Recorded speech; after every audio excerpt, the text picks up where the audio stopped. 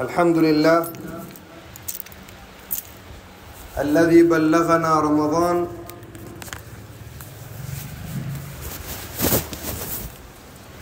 الشهر الذي أنزل فيه القرآن على سيد الأكوان وجعله سببا للبيان والتبيان وعلى آله وصحبه الذين صدقوا مع الله سبحانه وتعالى بالجنان وأنا معهم وفيهم برحمتك يا أرحم الراحمين إلى يوم الوضع بالميزان. أما بعد،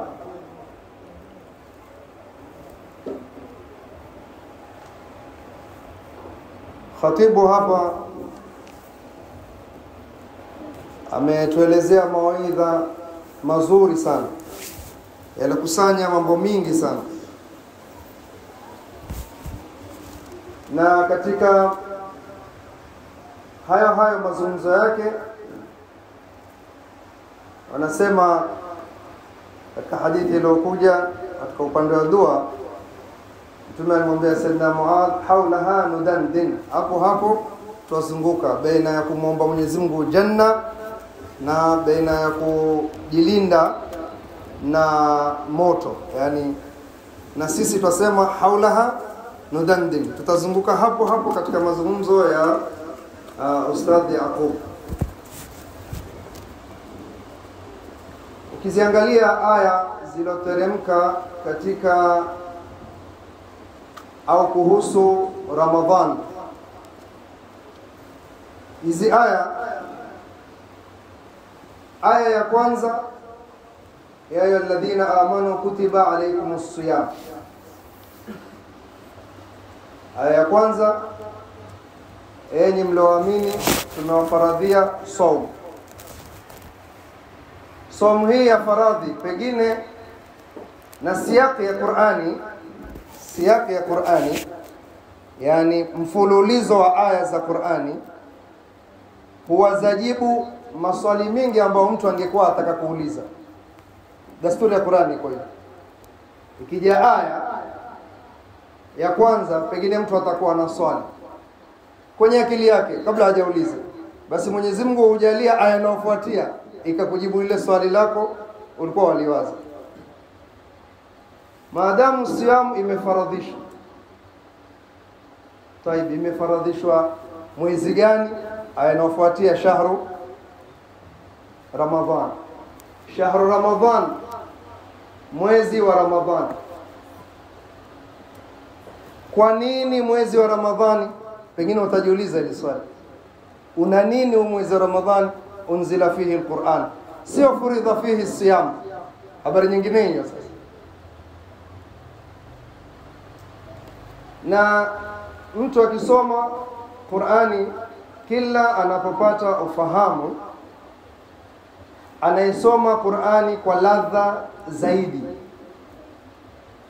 Yani kwa lugha nyingine, kila ukisoma hii lugha ya Kiarabu, tafsiri ya Qur'ani, ulum za Qur'ani, kusoma kwako Qur'ani kunabadilika. Mwanzo ukisoma Qur'ani unasoma kwa tabu. Ukijua ahkam za tajwid, ukianza kusoma Qur'ani unaziona zile idghamu, idhari, unazidi kufurahi na kuenjoy kwa wewe umejua kitu kwenye Qur'ani. Na ukijua tafsiri yake unaenjoy zaidi. Na ukijua ulumul Qur'an, yani science ya Qur'ani, na kila ukisoma balagha waenjoy kuona ile balagha inapotumika kwenye Qur'ani. Ndio Qur'ani haiishi. Watakuja watu kila aina ya sampuli ya watu, watachota kwenye Qur'ani mpaka watachoka na hawatomaliza kwenye Qur'ani. Kwa hivyo kuna fungamano kubwa baina ya kufunga na Qur'ani. Kutiba alaykumus siyamu kama kutiba alal ladhina kutiba alal ladhina amanu kutiba alaykumus siyamu kama kutiba alal ladhina min qablikum. aya inayofuatia shahru Ramadhan, mwezi wa Ramadhan. Yani hii siamu ambayo ni ya faradhi, ambayo kutiba, furidha, shuria, itakuwa ndani ya mwezi waitwa Ramadhan. Ukiangalia Ramadhani yenyewe, moja katika maana ya kilma cha Ramadhan, Ramadhan imetokana na kilma cha mroromo wa moto, Ramad. Mbona Ramadhan ala wazni fa'alan, kwa ni mroromo mwingi wa moto. Wanazoni hapa wametoa mwezi huu kwanza huchomwa madhambi ya watu wengi sana. Yani Ramadhanu dhunub, yale madhambi huchomwa yakamizwa. Ukitaka kukitoweka kitu, kwa mfano umeokota kama sisi tunavyofanya makaratasi ama nini, ama umelima shamba umekatakata, mwisho wake utafanya nini? Utazichoma, yani kudispose kizungu. Kwa hivyo Ramadhan ni ishara ya mwezi ambao kuna chomwa, kuna samehewa madhambi mingi sana ummat Muhammad. Wengine asema la, Ramadhanun nafs, kuichoma nafsi yako. Kuichoma nini? Nafsi. Katika ajabu ya Ramadhani, katika ajabu ya Ramadhani ni mtu kuweza kuepuka. Maana siyam maana yake ni kuepuka, kujizuia na kitu. Na yaweza kuwa anil mufattirat, zitu zenye kufuturisha kama ilikuja kwenye sharia, au yaweza kuwa tu kilma cha somo yaweza kutumika kama nimejizuia na kufanya kitu fulani, kama inni nadhartu lirrahmani sawman. Somo gani? Allah ukallim, sizungumze na watu. Hakujizuia kula, amejizuia. Mwenyezi Mungu akaita sawm katika sura Maryam. Kwa hivyo sawm ni kujizuia. Katika ajabu ya binadamu ambao ataka sana afikirie, unawezaje wewe ukajizuia vitu ambavyo vote ni halali siku za kawaida? Kula mubah, kula asili yake ni mubah, yafaa. Ukila halali ni halali, ukila haramu utapata dhambi. Tumeelewana? Mtano wa Ramadhani unaweza kujizuia na kitu halali. Kunywa halali, kustarehe na ahli yako, mke wako halali, ukaweza kujizuia. Kula mubah, kunywa mubah, tendo la ndoa, zote hizi ni halali tatu. Ukaweza ukajizuia kwa masaa kadhaa, kuanzia alfajiri, masaa yaliyowekwa kulingana na mikati za swala, mpaka kufungua mwadhini magharibi. Kisha ukashindwa baada ya Ramadhani kujizuia na kitu ambacho Mungu amekukataza usifanye. Bora ni maajabu. Simona ni maajabu. Ramadhani umeweza kujizuia na halali hukufanya. Kisha baada ya Ramadhani umeshindwa kujizuia na vitu ambavyo Mwenyezi Mungu amekwambia usifanye. Hizi ni vitu zafaa kufanywa siku zote, lakini akakuwekea namna tu. Akasema Ramadhani mtana usifanye hivi. Ukaweza ukafunga, ukajizuia. Unzila fihi alquran. Quran ni nini? Quran ni nini? Wanazuoni wamekhtalifiana katika neno al-Quran. Je, Quran imetokana na qaraa, yani amesoma, kusoma, ama Quran ni jina la hichi kitabu ambacho kiniteremshwa Mtume Muhammad sallallahu alaihi wasallam? Ni jina lake kama vile Taurat, Injil, Zabur, au Quran imetolewa na kilma cha qaraa Quranan? Na mtashangaa sana, katika kila kitu utasikia kuna khilafu za wanazuoni, si ndio? Msikia sana ile neno, sababu wanazuoni hawakuwata jambo. Alama alayhi jamhurul ulama. Isikia jamhurul ulama, yani wanazuoni wengi walokubalika wamekubaliana kuwa Qur'an ni jina la hichi kitabu alichoteremshiwa Mtume Muhammad sallallahu alaihi wasallam. Si dharura kuwa ni imetokana na masdar ya qiraa, kwa sababu wengine wamesema ni qaraa qiraatan na wengine wamesema la, fa idha qara'nahu fattabi' qur'anahu. Qur'an pia ni masdar ya Qur'ani kama ilivyokuja kwenye aya. Ala kulli hal, Qur'an ni nini? Qur'an, sikia neno Qur'an ni nini? Qur'an kwa istilahi ya wanazuoni huwa kalamullah, ni maneno ya Mwenyezi Mungu, na wameweka baina kausen kueleza kidogo maneno ya Mwenyezi Mungu namna gani. Kalamullah al-azali, maneno ya Mwenyezi Mungu yakae ya tangu. Mwenyezi Mungu Subhanahu wa Ta'ala huwezi kusema ni wa zamani, kwa sababu yeye ndo aliumba zama. Mwenyezi Mungu yupo kabla zama kuwepo. Kwa pamoja, Mwenyezi Mungu Subhanahu wa Ta'ala huwa al-awwal, hakuna baada ya awalia yake awwal. Lau kungekuwa na kitu au jambo au mtu au lolote au chochote au yeyote kabla ya Allah jalla jalalu, ingebidi huyo ndo awe Allah. Tumeelewana? Ili Mungu awe Mungu ni lazima asiwe na mwanzo, sababu akiwa na mwanzo itabidi awe na mwisho. Na ili Mungu awe na mwanzo ni kwa sababu lazima awe alikuwa peke yake kabla ya kuumbwa chochote, ili iwe ni hakika kila kilichoumbwa kimeumbwa na yeye. Wazi? Kwa hivyo, kwa maadamu Mwenyezi Mungu ni watangu, ni wakae, hana mwanzo, na kila kilichoambatana na Mwenyezi Mungu ni chakae kama alivyo yeye Mwenyezi Mungu jalla jalaluhu. Kwa hivyo maneno yake Mwenyezi Mungu ni yakae kama alivyo yeye mwenyewe. Kudra yake Mwenyezi Mungu ni yakae kama alivyo yeye mwenyewe. Hapo tuko sawa sawa? Tutembea.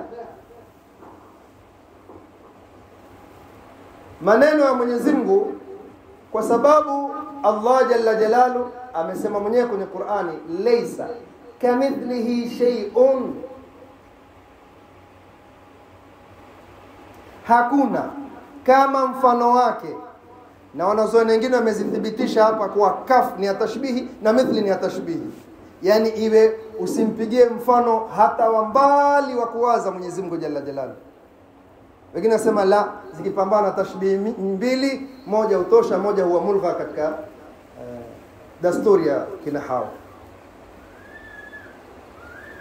Hakuna kama mfano wa Mwenyezi Mungu. Shay'un kwa nakira, kwa tanwini katika lugha ya Kiarabu ina maneno mengi sana. Maana kitu chochote aina yoyote hata kwa kuwaza haikifanani na Mwenyezi Mungu jalla jalaluhu. Kwa hivyo maneno yake hawezi kufanana na maneno yetu wala ya kiumbe chochote, kwa sababu Mwenyezi Mungu Subhanahu wa Ta'ala, kwa mfano, aweza kuleta maneno yakabaki yakaandikika kwa herufi tunazozielewa sisi binadamu, ikaitwa Taurat, Zabur, Injil na Qur'an, tukaitwa kalamullah kwa mfumo huu. Pia unajua Mwenyezi Mungu aweza kuzungumza na wewe bila ya sauti, bila nini, bila herufi, bila sauti, bila maandishi. Wewe kwa msikitini tu hapa una dhiki zako, ukamwambia ya Rabbi, na kuomba ya Rabbi nitatulie mambo leo si mazuri, ukatoka ukapata failul khair, akakupiga na 1000. Huyo Mwenyezi Mungu akujibu haja kujibu? Msikia sauti? Mwenyezi Mungu alipotaka kuzungumza na ulimwengu, ukasimama ulimwengu mzima kwa corona, alitoa sauti? Zote maneno Mwenyezi Mungu jalla jalaluhu, yani mipangilio yake, zungumza naye kwa namna yoyote. Aweza pengine hujamtaja akakupa jino tu likakuuma, ukalia usiku mzima, ya Rabbi ya Allah. Communication, mawasiliano, jino. Mwajua jino, mlisikia? Mtume alilipigia mfano katika ummati wake, hata ni kiungo kimoja, ni mwili mmoja, mtu ataumwa na kitu kidogo tu, yeye mzima atakesha. Na moja katika yenye kukeshesha ni jino. Mfano, kalamullahi al-azali, maneno ya Mwenyezi Mungu yakae yaloambatana na yeye mwenyewe Mwenyezi Mungu jalla jalala.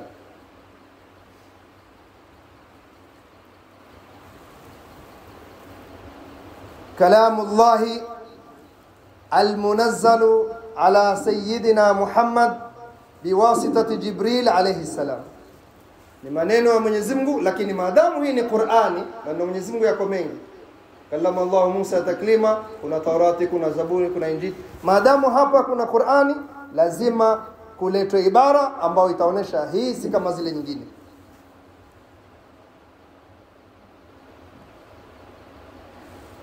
ambao kimantiki ni fasl, ambao kalamullah ni jinsi, yani jinsi ya kalamullah. Kuna vitabu vingine vimetangulia, lakini vipi itagawanywa kwa hisi kama zile? Itagawanywa kwa almunazzalu ala sayyidina Muhammad, ilo teremshwa kwa mtume Muhammad sallallahu alaihi wasallam biwasitati Jibril, kwa kupitia Jibril alayhi salam. Qur'ani kama tulivyozungumza iko kitambo kae tangu fi ilmi Allah,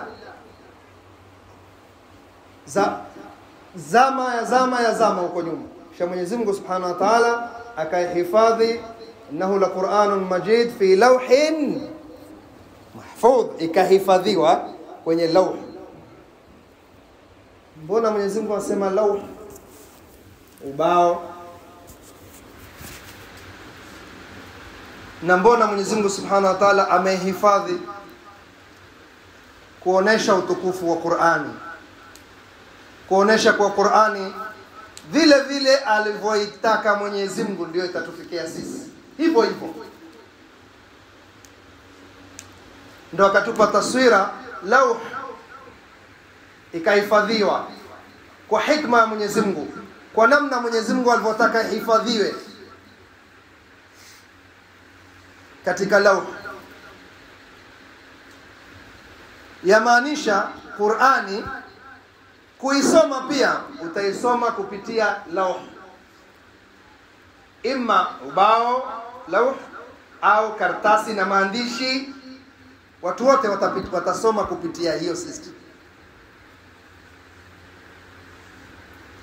Na wako mpaka sasa sehemu nyingi katika njia za kuhifadhi Qur'ani ambao hifadhi yake ina nguvu zaidi, wanatumia West Africa sana, na walioko North Africa, West Africa kama Nigeria, Mauritania, Chad, Mali, na huku kutoka mahufadhi wengi sana.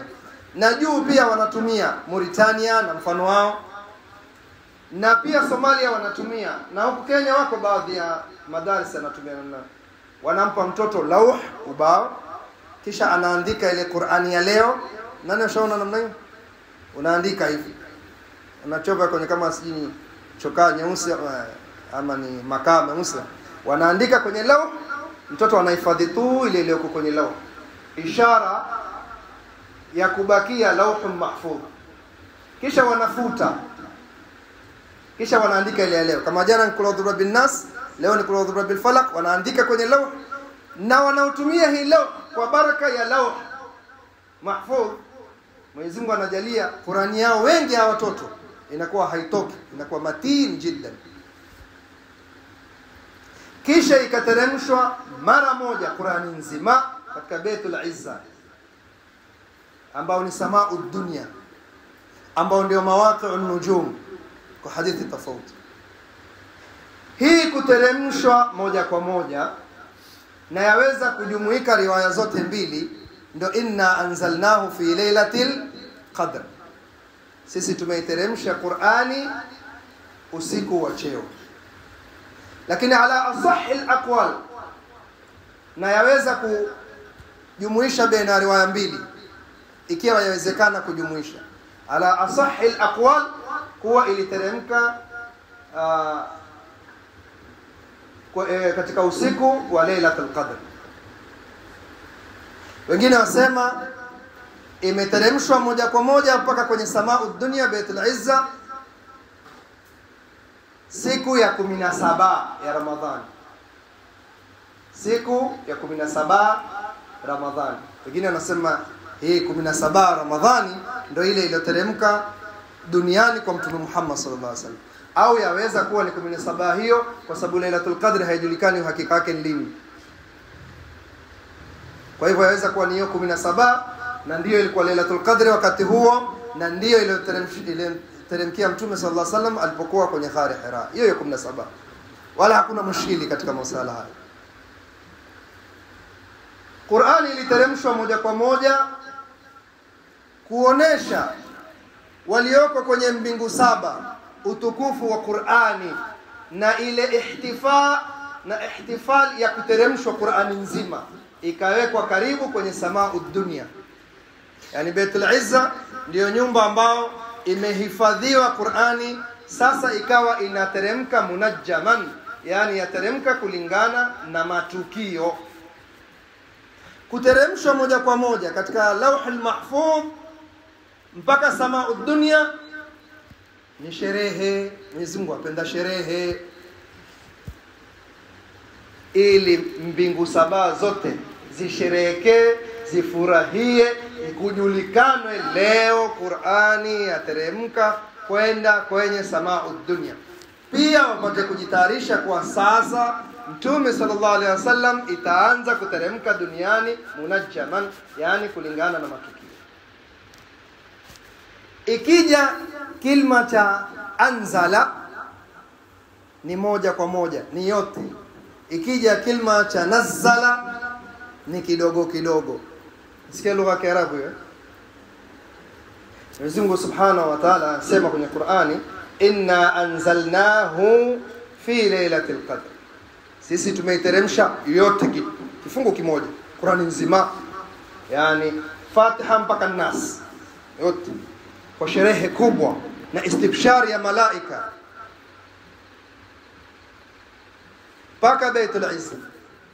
Kisha asema wa Qur'anan faraqnahu litaqra'ahu 'ala an-nasi 'ala muqtin wa nazzalnahu tanzila. Wa Qur'anan, na Qur'ani, faraqnahu, tumepambanua yani tumeteremsha kiasi litaqra'ahu 'ala an-nas, upate kuwasomea watu, ala muqtin, kwa muda fulani kuanzia Qur'ani iteremke. Nao ni miaka 23 alioishi Mtume sallallahu alaihi wasallam baada ya kupewa hotuba. Wanazzalnahu, hakusema wa anzalnahu, wanazzalnahu, ona kwenye zapa kuna shadda. Wanazzalnahu, na tukaiteremsha, sio tukaiteremsha, wazi, tukaiteremsha kulingana na matukio katika muda ule. Tanzila, kuiteremsha.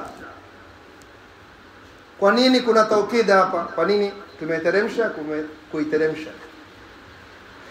Taukid ni vipi? Kurudia lile neno kwa kutilia mkazo. Mfano, mimi nimeshasema kusema, maana nini? Si sawa na nikisema nimesema. Nimesema kusema, nimemaanisha kumaanisha. Nitakutandika kutandika. Ukisikia hiyo, watoto wanajua ukisikia nitakutandika, ukutandika, maana yake umetia taukid, sio? Wanazzalnahu tanzila, tukaiteremsha kuiteremsha. Mwenyezi Mungu Subhanahu wa Ta'ala katika kuiteremsha Qur'ani amesema katika suratul Isra, wa bil haqqi anzalnahu wa bil haqqi nazal. Kwa haki, kwa ni haki, kitu si urongo, manake ni haki, ni kiko kweli. Maana haki pia ni kitu kuwa kwa uhakika. Kama sisi Waislamu tufaatu itakidi wa anna al-mauta haqqun wa anna al-qabra adhab al-qabr haqqun, wa anna na'imaha haqqun, maana iko kuli, hakika iko. Kwa hivyo wa bil haqqi, na ni haki au na ni ukweli au ni kwa uadilifu, justice. Maana moja katika haki ni haki.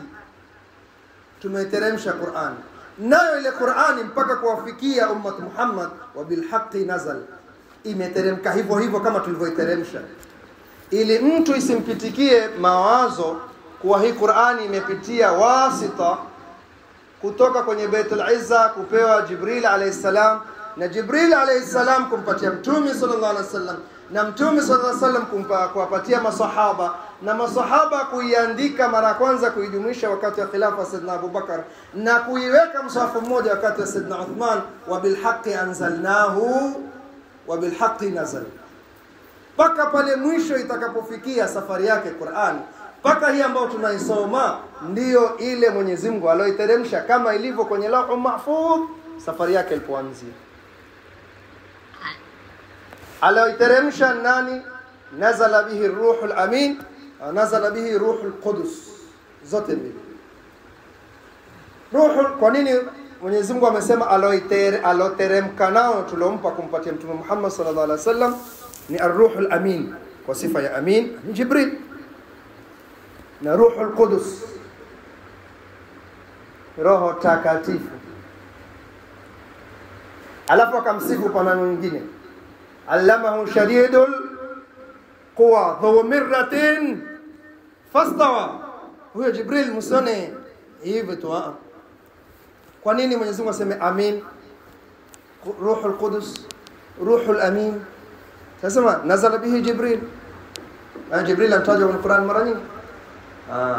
Tulompa sisi katika hao malaika ambao la ya'suna Allah ma amarahum wa yaf'aluna ma yu'marun, kawaida yao maumbile yao hawakuumbwa malaika kwenye maasi, hawamkhalifu Mwenyezi Mungu. Katika hao pia tumechagua yule al-amin, mwaminifu sana, kumteremshia mtume as-sadiqul amin. Mwalimu ni amin, mwanafunzi anayepokea hiyo Qur'ani ni nani pia?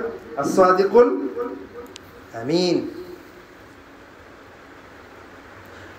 Maadamu aliyoteremka nao ni amin, Jibril alayhi salam, haiwezi kuwa inautata Qur'ani. Na ruhul qudus ay muqaddas inda Allah, huyu na kwa malaika wenzake pamoja na kwa malaika wote ni muqaddasin, wametakaswa.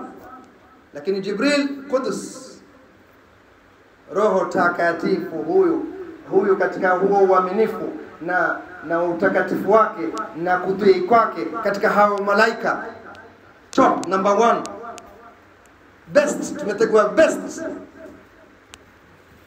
Pengine akishuka nao atashawishiwa labda na mashaitani, hakuna habari hiyo.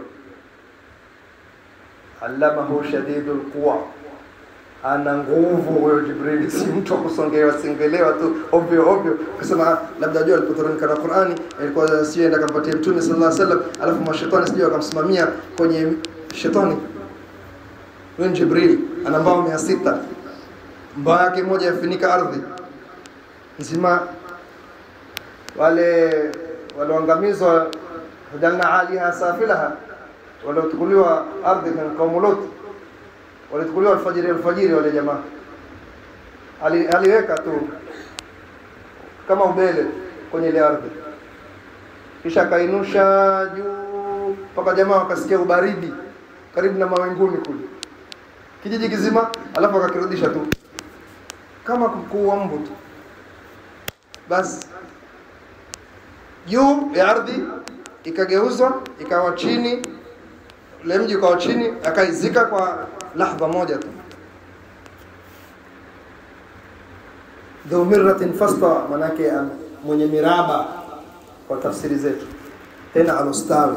Kwa hivyo aloiteremsha kwanza, angalia Qur'ani vile yahifadhiwa Lauh Mahfuz. Ya pili teremshwa kalindwa kwenye Baitul Izza. Na hizi zote Mwenyezi Mungu kwa nini yaonesha hii? Yaonesha utukufu wa Qur'ani. Kuteremka amepewa al-amin, ruhul qudus, dhu mirratin fastawa, shadidul quwa. mwenye kupewa Mtume sallallahu alaihi wasallam amehakikishiwa, la tuharrik bihi lisanaka litajala bihi inna alaina jam'ahu wa qur'ana fa idha qara'nahu fattabi' qur'ana. Usiwe na haraka ya Rasulullah, ya habibi, ya Muhammad bin Abdullah. Hii Qur'ani itastakiri tu kwenye moyo wako, haitoki. Tukikusomea fuata, kusomea fuata. Kwa nini iwe namna hii? Wanazuoni wametoa istinbat hapa ya kitu chaitwa talaqi Qur'ani. Nisikizeni kwa vizuri. Lazima uketi mbele ya shekhe akusomeshe Qur'ani. Uwezi kupata kwenye YouTube wala ni masomo mengine unaweza kusoma. Ukiwa mkubwa unaweza kusoma. Kasikiza shekhe YouTube nini mawaidha. Qur'ani innaka latulaqqa al-Qur'an. Wewe wapewa ile Qur'ani. Na huko Mwenyezi Mungu anambia fa idha qara'nahu fattabi' Qur'ana. Tukisoma fuata. Ndio utakuta mahali wewe wasoma siku zote. Kwa mfano katika qiraa cha Hafs, hicho tunachosoma sisi, wasoma mahali pingi sana isipokuwa bismillah. Mwalimu akwambia majireha kwa imala. Imala iko hapo, na wewe waseme majireha, na wewe utasomesha atakayefuatia majireha wa mursaha. Mbona useme mursaha? Kwa sababu Qur'ani wapokea. Je, yawezekana Mtume sallallahu alaihi wasallam kuisahau Qur'ani? Sanuqri'uka fala tansa. Sisi tutakusomesha hii Qur'ani, uweze kuisahau. Qur'ani kama tupwa kopi chapa kwa Mtume sallallahu alaihi wasallam. Kwa hivyo hakuna wasiwasi. Qur'ani hii tunaosoma sisi ndio Qur'ani iliyokuwa kwenye Lauhul Mahfuz.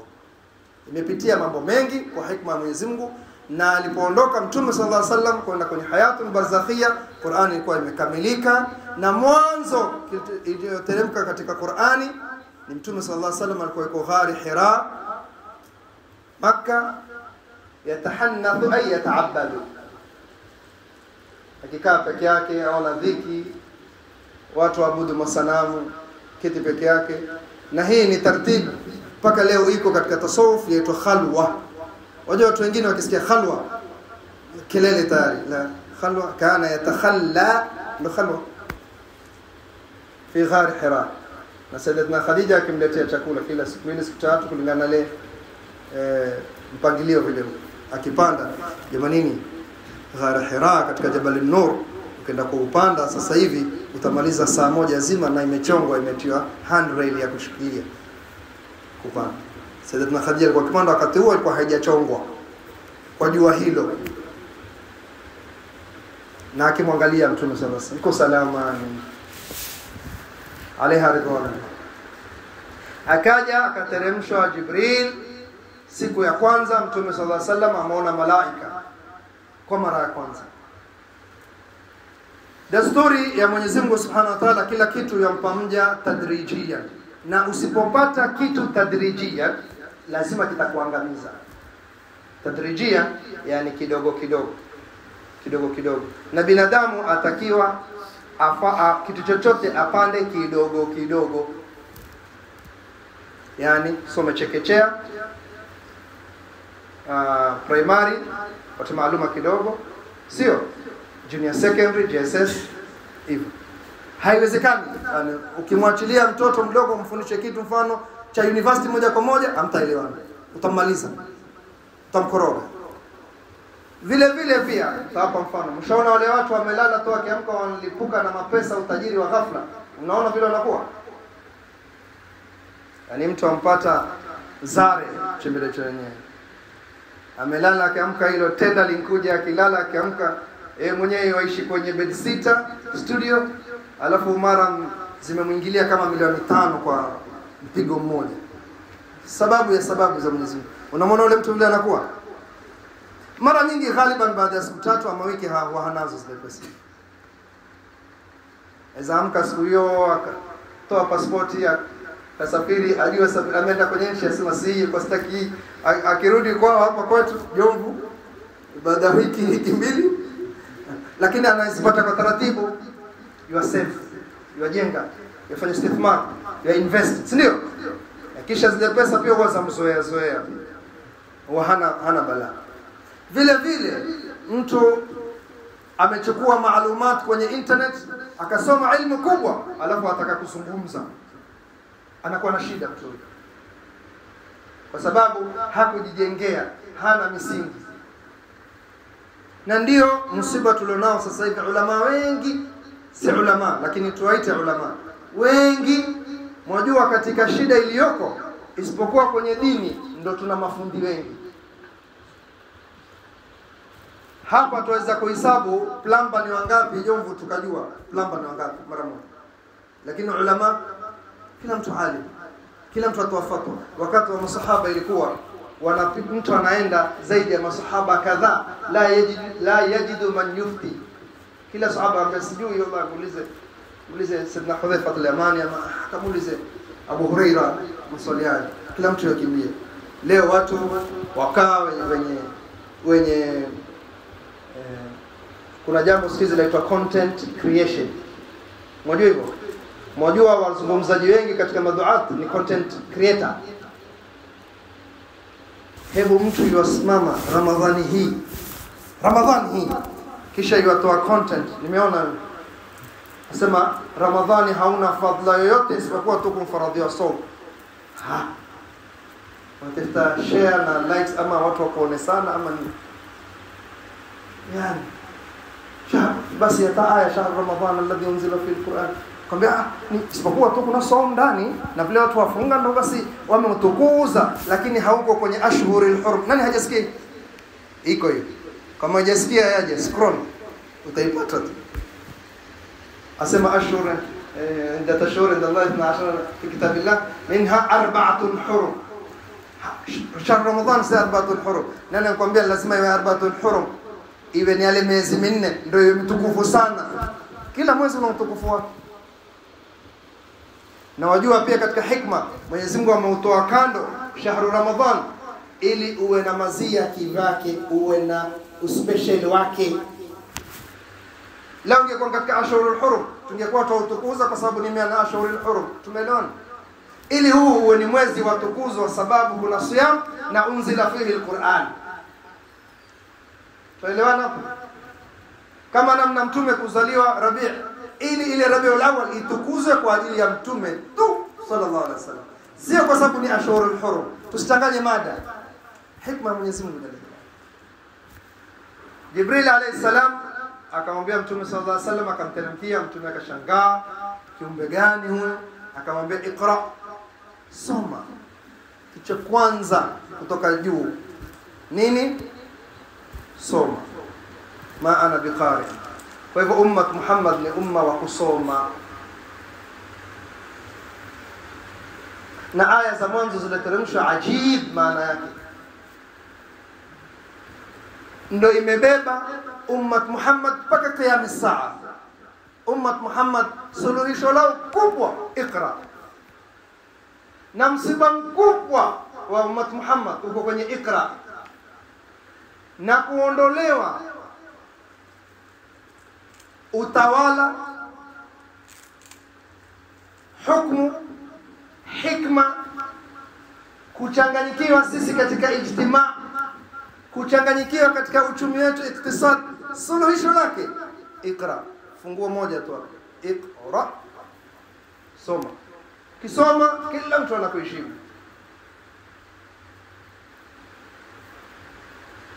Tusiposoma ummat Muhammad tunadharaulika popote tutakuwa. Hata tukawa na nini, tuweza kuwa na pesa, tuweza kuwa na kila kitu, usoma iqra.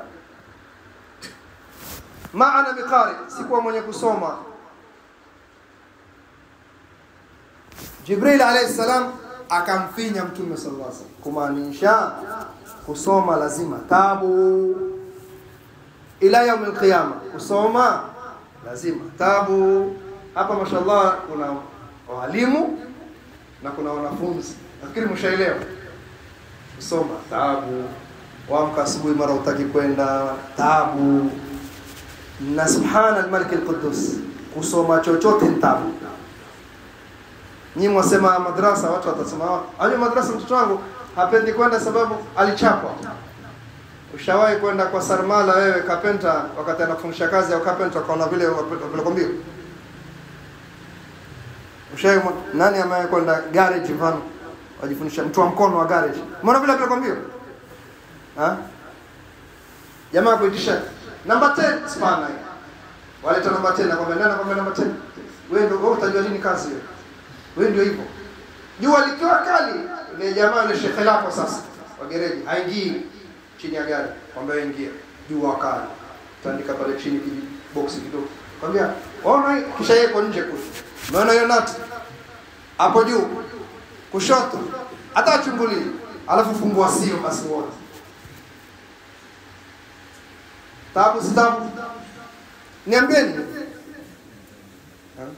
Hata kujifundisha boda kwa watu wa kwetu. Paka hapo usipotaja boda wa khutba haijakuwa vizuri. Mara ngapi tunachapona lami? Tabu. Lazima uchapwe na lami na wabuke. Si mara yule bahati mbaya ndio umeingiza kwenye ile zaitwa nzirani zile. Namna hiyo ni mara umelose balance. Mara mwenyewe ashakusomea, si ndio? Namna hiyo. Ikra nini? Ikra nini? Ikra. Ma ana biqari, msomi. Kwa nini Mtume sallallahu alaihi wasallam kuwa ummi hasomi kilichoandikwa na haandiki? Mbona hivi? Lao angekuwa yuasoma na kuandika, hakuna kafiri angemwamini Mtume sallallahu alaihi wasallam. Singemwambia uniandika mwenyewe, na walimwambia hivi. Walimwambia kwenye aya nyingine akamwambia inma yuallimuka bashar. Leo wafundishwa tu na mtu soma hizo Taurati nini alafu changanya mambo. Sio sema huo ulimi walisema fundishwa na Mayahudi na kitabu. Ambe huo ulimi mnaodai nyinyi wamsomesha Mtume sallallahu alaihi wasallam si wa Kiarabu, hadha lisanun arabiyyun mubin, lakini hii Qur'ani ni Kiarabu safi. Itakuwaje afundishwe na Mayahudi alafu atoa ibara nyinyi Waarabu wenyewe ziwashinde zilivojaa balagha na zilivojaa?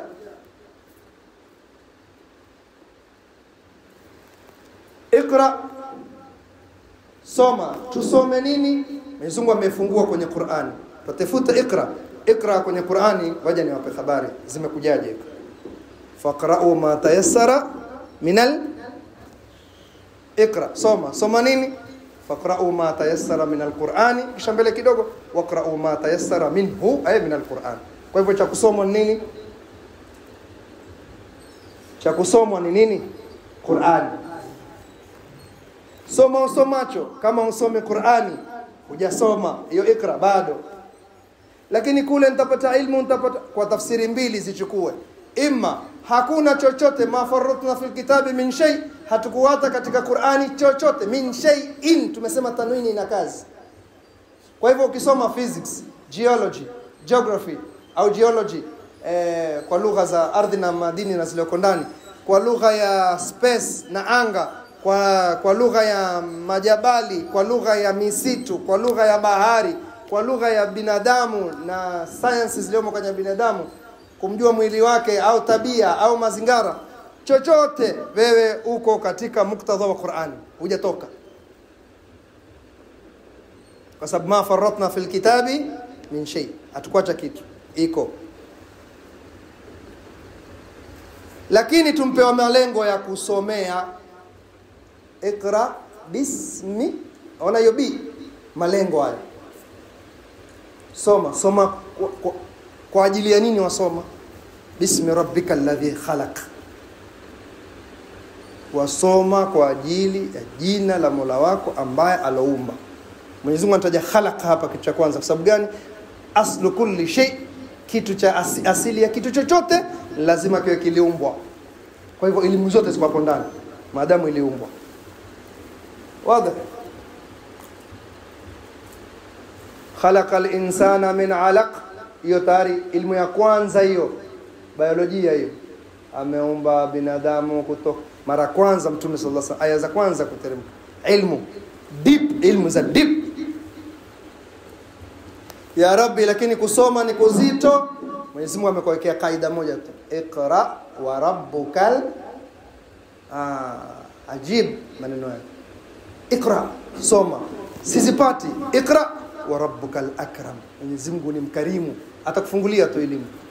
Soma. Sijui maths haipandi. Soma. Weti ya bidii tu. Mwenyezi Mungu mbele atuambia utachukua sababu za kusomea. Utachukua nini? Sababu za kusomea. Kusoma ni lazima wasita, lazima sababu. Allama bil qalam. Mwenyezi Mungu atakufundisha, amesema ni akram. Allama bil qalam. Mwenyezi Mungu katika sifa yake hufundisha kupitia nini? Qalam, yani bidii. Andika notes, mudhakara, fanya short notes bil qalam wa huwa al akram. Atakukirimu tu. Wewe na sasa utajua. Hakuna mtu yote yuwasoma hata kama hazipandi vipi, lakini maadamu yuamuomba Mwenyezi Mungu amfungulie, atamfungulia ilmu. Yoyote iwe iwalo. Sababu allama al-insana ma lam ya'lam. Amemfundisha binadamu ambao hajui. Mambo ambayo hayajui. Na wanazuoni wasema saa nyingine sio insan ikija mahali kuwa ni insan ya jinsi ya insan, yani binadamu wote. Allama al-insana, amemfundisha mtume sallallahu alaihi wasallam ma lam ya'lam. Kisha kwa kupitia mtume sallallahu alaihi wasallam ta'allama al-insan, yani huyu insan Mwenyezi Mungu amemfundisha ambao ni mtume sallallahu alaihi wasallam ashraful insan ma lam ya'lam. وعلمك ما لم تعلم وكان فضل الله عليك عظيما. Mzungu asema nakufundisha mambo ambao huko wajua. Ma kunta tadri mal kitab wala takhutuhu bi yaminik. Ulikuwa hujui hata kitabu yani Qur'an wala nini wala takhutuhu wala kwa huandiki. Kwa hivyo kwa kupitia huyo ashraful insan wengine wote watapitia kwa ilmu ya Mtume Muhammad sallallahu alaihi wasallam. Tukimalizia hatujafika mbali, tunasema kalam al-Qur'an kalamullah al-azali al-munazzal ala sayyidina Muhammad sallallahu alaihi wasallam al-muta'abbad bi tilawatihi. Tunapata ni ibada kukisoma katika vitu vya Qur'ani, yani vitu vya kueleza Qur'ani nini. Mtume sallallahu alaihi wasallam asema inna hadha alqur'ana ma'dubatullahi fakhudhu min ma'dubatihi mastata'tum. Hii Qur'ani ni chano. Chano ni ukenda kwa mtu mwenye uwezo akiwa ameandaa futari huwa ametandika, alafu hapo kuna mazabibu, kuna matunda, kuna manini, kuna nyama, pengine samaki, ma'duba. Chano imejaa chakula, ni busati lililojaa chakula. Na hii Qur'ani ni ma'dubatullah, sio binadamu. Ina mambo mengi. Tukueni katika ma'dubatullah mastata'tum, vile mwaweza. Mwenye science atukue, mwenye akali cha kutukuliwa katika Qur'ani ni kuijua kuisoma. Tajwid na ahkamu ujue kuisoma. Uwe wasoma. Na sio si akali. Kwa sababu hapo ndo atakapomalizia hadithi ya Mtume sallallahu alaihi wasallam. Asema na hii Qur'ani imenyoka na wa huwa nurul mubin, ni nur na humuongoza mwenye kutaka uongofu. Mwisho akasema mtu hupata ajira kubwa kwa kuisoma Qur'an. Kisha akasema kila herufi moja thawabu 10. Wala sisemi mimi alif lam mim harf, kwa alif lam mim ni harfu moja, lakini nasema alif lam mim ni harfu moja. Sema alif harfu moja, lam harfu moja, mim hizo ni harfu 3 times 10 thawabu, una thawabu 30. Na ili ujue Qur'ani imetufikia sisi vile atakiwa itufikie kulingana na vile Mwenyezi Mungu Subhanahu wa Ta'ala alivyoiweka mwanzo. Ukisoma, kwa nini tusoma mahali alif lam mim hivyo alif lam mim, kisha kule kwingine tusema alam nashrah laka sadrak, na zote ni alif lam mim, kumaanisha Qur'ani ni talaqi kutoka kwa Mwenyezi Mungu, kwa Jibril, kwa mtume, kwetu, na namna hiyo. Na utaisoma hivyo hivyo ilivyo. Tawqifiyan, haina mabadiliko. Kwa sababu kule alam hatungesema hatusomi alif lam mim nashrah sadrak, sio? Na zote ni alif lam, kusema alam na huku tumesema alif lam hivyo. Talaka almutaabbad bitilawatihi, na katika Ramadhani thawabu ni kubwa zaidi, waweza kupewa moja kwa 70, kwa 700, kwa 1000, kwa 700,000, kwa 1,700,000 kwa herufi moja. Wallahu wasi'. Mwenyezi Mungu ni mkundufu. Al-mu'jiz, Qur'ani dasturi yake ina ijaz, yani huwezi kuleta mfano wake. Mwenyezi Mungu katika kuwa challenge makafiri alisema fatu bi 10 suwar, leteni sura 10 basi kama Qur'an. Hakuna mtu aloleta. Akaona hii sura 10 hiyo hakuna. Fatu bi suratin min mithli, sura moja tu. Yuko mmoja alijaribu kuleta Qur'ani mfano wake na Musailama, sawa? Akasemaje? Al-fil wa ma adraka mal fil lahu khurtumun tawil. Al-fil ndovu, wa ma adraka mal fil, na kipi kitakujulisha yeye ndovu ni nani? Lahu khurtumun tawil. Ana mfano wake hakuna mtu alozitia akilini zake. Mmoja katika alipoona ile wanaziati nkaa vizuri, na yeye akasema wal khabizati khabza, na wenye kupika mikate na mapike. Neno gani mtumbia? Akaitoka dhaba, alikuwa dai utume. Huyo alikuwa matata huyo. Kila kitu apenda kuchallenge. Wakati mmoja jamaa akamwambia wewe si dai mtume, utakuwa kumtezea shere. Lakini kwa mbaya pia kama humwamini alikuwa kikua. Akaambia Mtume sallallahu alaihi wasallam alitemea mate kwenye kisima, maji yakapanda. Kawa tamu mengi. Na wewe tema. Sema baada tu ya kata Sayyidina Abubakar khilafa au tata.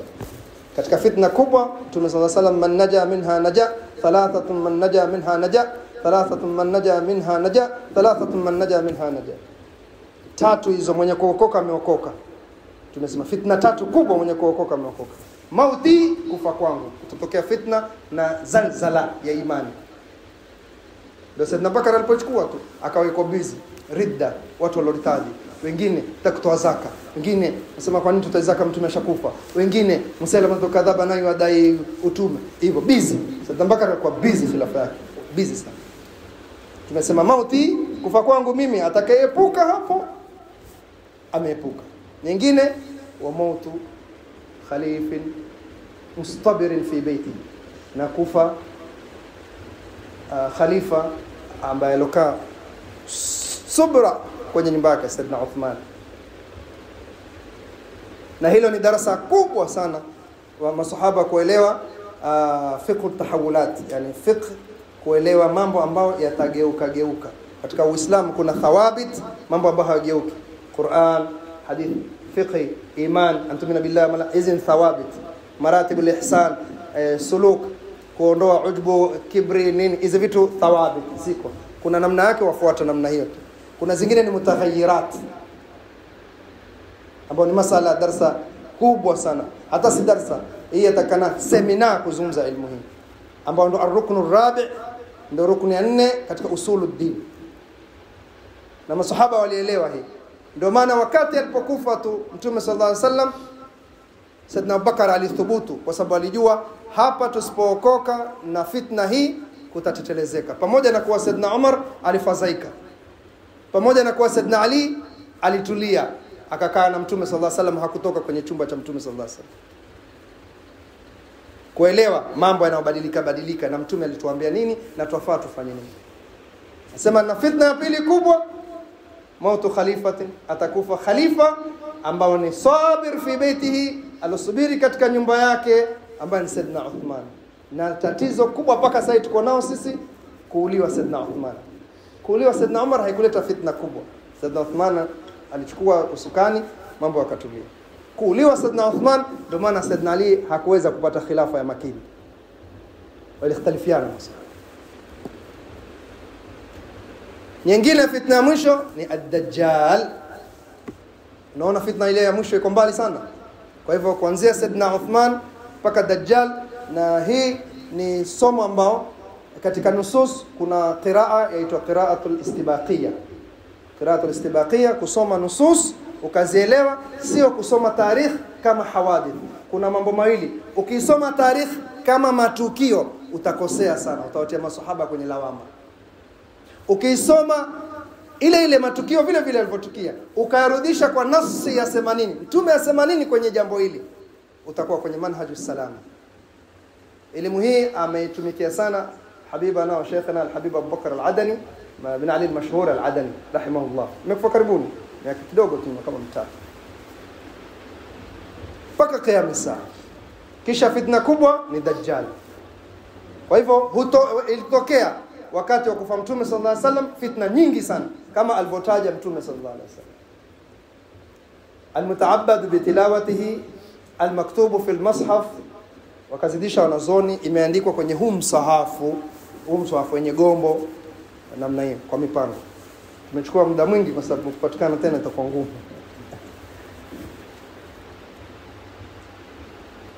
Msahafu kama msahafu, ile gombo kushika mpaka uwe na tahara. Qur'ani ikiingizwa kwenye simu, iPad, tablet, laptop, computer, si msahafu, ni Qur'ani. Tuko pamoja hapa? Kwa sababu la sivyo ingebidi hatuwezi kubeba simu, ingebidi ingie kwenye hukumu la yamassuhu illa al-mutahharun. Hivyo Qur'ani ikiwa kwenye simu haina shida. Lakini Qur'ani ikiwa kwenye mashafu, ile gombo lile, kuna gombo hapa, kuna makaratasi imeandikwa ndani aya za Qur'ani zote mwanzo mpaka mwisho, ito mashafu ile, mpaka uwe na udhu kushika, wewe huna janaba kushika.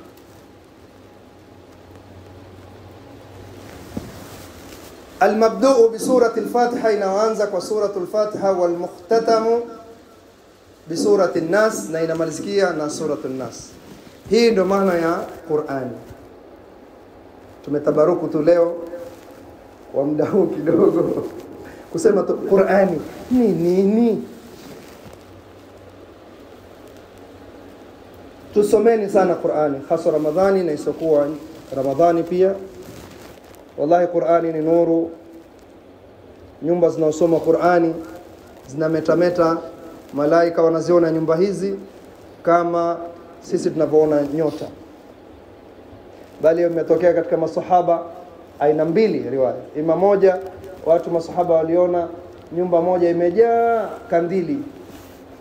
Walipomwelezea Mtume sallallahu alaihi wasallam, akamwambia ile alikuwa akisoma Qur'ani sahaba aliyekuwa pale ndani. Na mwingine sahaba na msaujina alisoma Qur'ani na akawa kuna farasi karibu hapo mahali kidogo kwenye uwanja, kwenye varanda lake, na alikuwa kuna mtoto mchanga amemweka mdogo. Basi asema nikasoma Qur'ani mpaka kukateremka kiwingu, mpaka ule farasi akaanza kutetemesha miguu yake. Basi nikakata, nikambeba ule mtoto ili nikahofia ule mtoto sikapigwa teke na farasi. Mtume sallallahu alaihi wasallam akamwambia hicho kiwingu ni malaika wamekuja wasikiza Qur'ani. Hizi zimeonekana wakati wa Mtume sallallahu alaihi wasallam, ili sisi ummat Muhammad tujue kuwa yako yaendelea haya mambo. Ukisoma Qur'ani wanakuzunguka malaika, wanakuombea istighfar malaika, harfu moja kwa 10. Wengine utanambia jua sisi hatakuwa kusoma wakati wetu, vyuo vilikuwa ndio hivyo, hali zilikuwa ngumu. Waweza kusoma sasa hivi pia. Mimi najua yawezekana. Na sote tunajua yawezekana. Si lazima kutaja njia. Hata sasa waweza kusoma. Kwanza hii. Basi beba hamu mtoto wako akaenda kusoma Qur'ani. Simama mawqif moja tu, simama nayo. Someshe mtoto wako Qur'ani. Angalia juzu yake. Indraruka, ngangana. Nenda mahali pa kwa uzo juzu, mletee juzu mpya. Akuletea zawadi, mwanangu. Soma hii ni Qur'ani, shike hii ni Qur'ani. Mwajua ukisomesha mtoto dini, account ni hivi, yule mtoto kila kusoma harfu ya Qur'ani, wajua kama na wewe yaingia kwenye account yako. Na kama hajabalighi, yote 100% inaingia kwa account yako. Na akisha kubalighi, yeye inaingia kwa account yake, na wewe unaingia kwenye inaingizwa kwenye account yako. Wewe husomi. Tuwasomeshe sana watoto Qur'ani. Inshallah Mwenyezi Mungu atupe baraka za Ramadhani, atufungulie kwenye Qur'ani. Na masala ya Qur'ani ni mengi sana. Na leo alhamdulillah tumepata nafasi. Inshallah Mwenyezi Mungu atupatie baraka ya kikao kama hichi na tutoke na himma ya kusoma Qur'an na tupate nuru ya Qur'an. Mtume sallallahu alaihi wasallam asema iqra'ul Qur'ana fa innahu ya'ti shafi'an li ashabihi yawm al-qiyamah. Qur'ani itakuja ikutetee siku ya kiyama. Na kitu cha kwanza unawapata ukiingia kwenye kaburi, sura Tabarak inasimama na wewe. Qur'ani, msimwadhibu mtu wangu. Mwenyezi Mungu atupe himma na moyo na atupe pia nafasi ya kusoma Qur'ani, maana mpaka tupate hiyo nafasi. Amin, amin. Sallallahu alaihi wasallam. Alhamdulillahi rabbil alamin.